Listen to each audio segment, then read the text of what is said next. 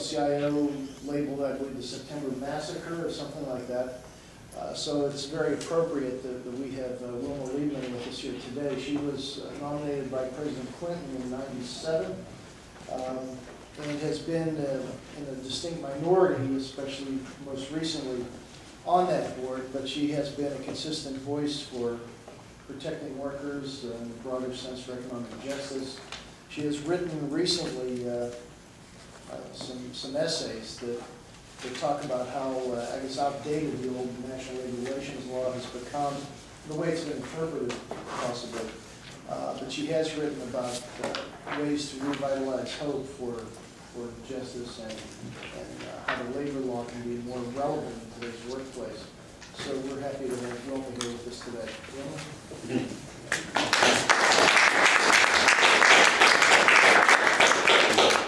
Thank you, and thanks for having me here today. I see a couple familiar faces in the audience. I think labor law and labor policy issues have been marginalized for way too long, and the only hope, really, of the recent controversy over the board's decisions is that the controversy itself will reinvigorate the debate about labor law and policy. It is surely needed. I was hopeful, even before the so-called September Massacre, that maybe these issues were resurfacing. A year before that, the NLRB issued some fairly well-publicized decisions interpreting the arcane provision of the National Labor Relations Act, defining who is a supervisor under the law and therefore not eligible to organize and participate in collective bargaining.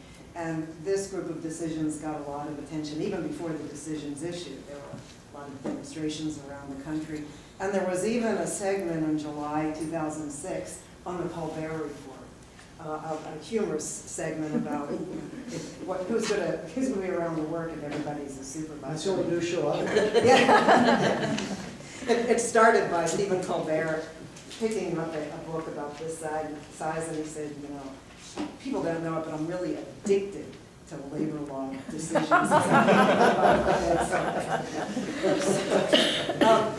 Anyway, I'm delighted to be given a few minutes to talk here. If you read the scholarly literature about labor law, the vocabulary is pretty uniform, and it's words like death, dying, moribund, ossified.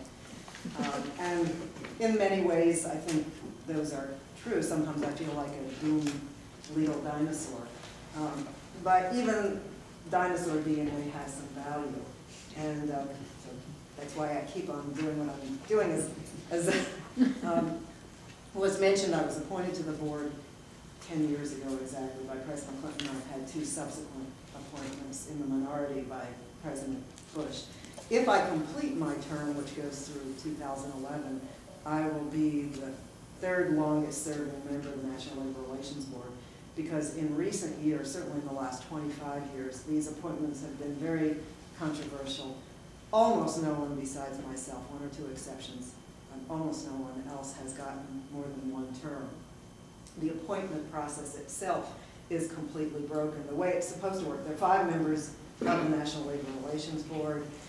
It's supposed to work where a member's term expires every year, and the board, I'm sure most of you know this, is supposed to be composed of 3 members of the president's party and 2 members of the other party. But the appointment process hasn't worked in decades. And so what happens are long periods of vacancies on the board, occasional recess appointments, and then packaging of appointments. So the first time I was appointed, I was nominated and confirmed as part of a 4-person package, 2 Democrats, 2 Republicans. The second, when my first term expired in December 2002, the board had at that point gone down to no members. In fact, I spent 6 weeks by myself. And so the second time I was confirmed as part of a package of 5. That was in 2002. And then the last time I was confirmed as part of a package of 3, myself and 2 Republicans. So the appointment process itself is broken. I might add that in these 10 years, I've been on every possible configuration you can imagine. Several 5-person boards, several 4-person boards, several 3-person boards, 2 2-person boards, and as I said, I was by myself for a while. We are now back to a two-person board, and myself and one Republican. Our chairman's term expired in December, and when the Congress adjourned Sunday night, we lost 2 recess appointments, 1 Democrat and 1 Republican. I think if the Democrats have their way, it will stay at 2 members for the foreseeable future. That's going to take a certain amount of determination on the part of the Democrats in the Senate, because it essentially means that to avoid any recess appointments throughout the rest of the Bush administration, the Congress will have to remain in session through January '09. And whether that will happen, I don't know. I guess the Democrats are not necessarily averse to some kind of a package, but I think my understanding is the Democrats have made clear that certain people on the Republican side will not be acceptable, including the past chairman. So that's the appointments problem. This is a New Deal statute, and in many ways it is arguably antique. Some of its provisions clearly don't quite fit with a very radically transformed economy. Certainly, however, the basic values of this law still are vital. In fact, they're recognized around the world as core human rights. The right of freedom of association by workers and the right to engage in collective bargaining. And I think it's the debate around those core freedoms that is really important to revitalize. This statute is really unique in our jurisprudence for workplace legislation. It is unique in the sense that it protects collective rights, the right of employees to get together collectively in order to try to improve their terms and conditions of employment. In other words, economic justice through collective action. Virtually all of the other workplace legislation that was enacted beginning in the 60s and thereafter was based on the concept of individual rights, whether it was minimum standards or whether it was freedom from discrimination of some sort. They're all based on what's now called the individual rights paradigm. Clearly, the judiciary and the public is more familiar with this paradigm, more accustomed to it, perhaps more favorable to it. I think that the collective action, the collective rights thing is growing, of increasing unfamiliarity to a lot of people, and maybe among some people there's a certain distaste for it because it smacks of revolution or class warfare or something like that.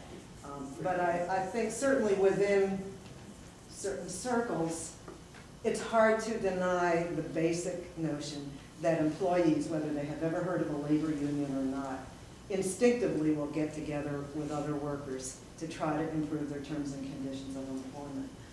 And it's hard to imagine any institution in our society, in our democracy, and in our system of capitalism, any other institution besides the trade union movement and besides the collective bargaining system that is better poised to try to grapple with the issue of distribution of resources on an equitable basis, free from government regulation. In other words, it leaves the parties free themselves to try to work out their differences.